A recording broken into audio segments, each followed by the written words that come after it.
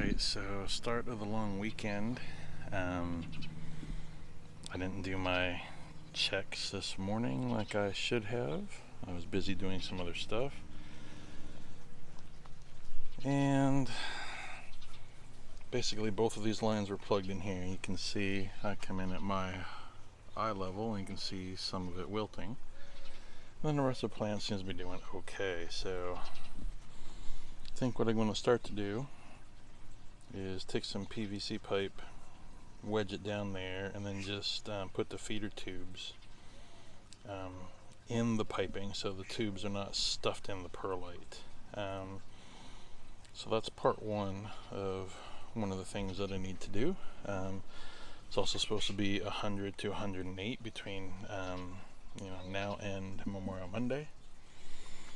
And this is what happens when you don't properly string up your plants and they start getting fruit that gets heavy and they fall over. So hopefully I can get a couple more strings up and rescue this plant, and hopefully it didn't break. You can see there's a bunch of tomatoes hanging out down there, and same with all of these. They've all got stuff leaning in the back where I can't get back at it. So that's what would be nice if I was able to get a little bit bigger greenhouse where I could go out a couple more feet and then a little bit taller, and that way I could fit back there. But you'd have to be a midget or Teresa Dean. Most people won't know who that is, but if she's watching, ha ha. But people built like me can't get back there. So anyways, lesson learned, was lazy and didn't get everything strung up. So now I've got to fix it in the heat tonight before it gets too crazy tomorrow. The other thing I'm wondering is, since I switched over to the PVC pipe, which is feeding, versus the drip line, I think I've got to tear part of this apart, get in there and turn up the volume on the pump so it's pushing out a little bit more nutrients, so we get a little more pressure in the lines. Other than that, that was just more of a quick update of the fallen plants. But tomatoes they're coming. I'm gonna have tomatoes coming up my ears. The small ones are fine, but you can only eat so many small ones in a salad. Then ideally, if all these big ones go, I'll probably have multiple small batch canning sessions, because obviously they're not all going to ripen at the same time. So anyways, part one of many. We'll start this piece in the back of the greenhouse today. So it's $1.05 inside the greenhouse.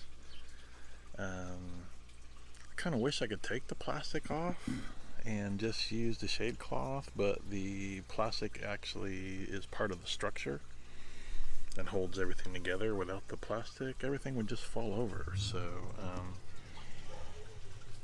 yeah, Serrano chilies doing okay.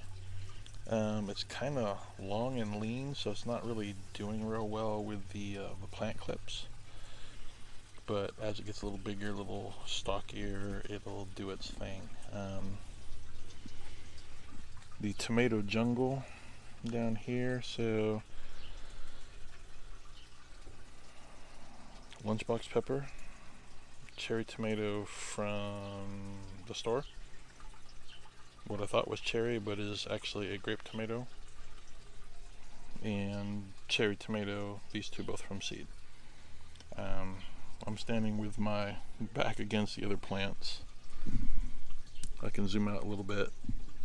Doesn't really help too much, but it's just a jungle. I mean, it comes out halfway into the greenhouse, and things are pretty crispy on top, but again, it's hot in here, and I haven't trimmed the plants. I figured I'd just let them do their thing. And you can even see the grape tomato. That's kind of funky.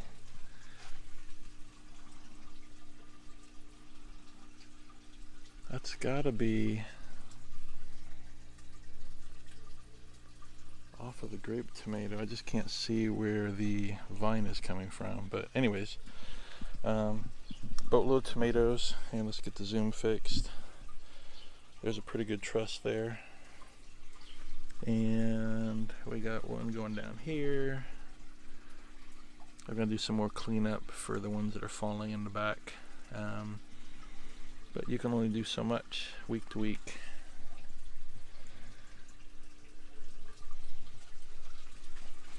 The lunchbox peppers doing really well.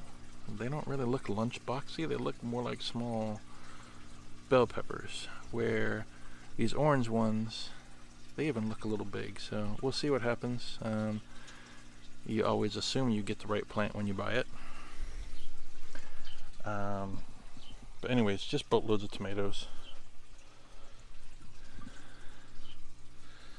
And the cherry ones are just starting to show up. I mean, it's kind of hard to tell. You see them, then you don't see them.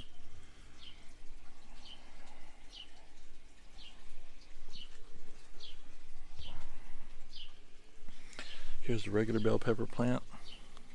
These are big Berthas. So they're going to be the long, large peppers. And then we see a ton of... It's funny, these Juliet grape tomatoes, they look more like small Romas. I mean, that's about 2.5, almost 3 inches, and it's big around my thumb. But we'll take it, right? And there's a bunch of trusses down here hanging out. But the biggest issue, like in the first part of this video, was all the plants were leaning over. So I had to go in and put up 5 or 6 strings and try to get everything supported and off the ground. So nothing's really leaning towards the back. It's more leaning towards the front. But every one of these plants has, I'm going to say like 10 tomatoes-ish. That one down there is, we'll call it the size of a small regular tomato, but it's still growing.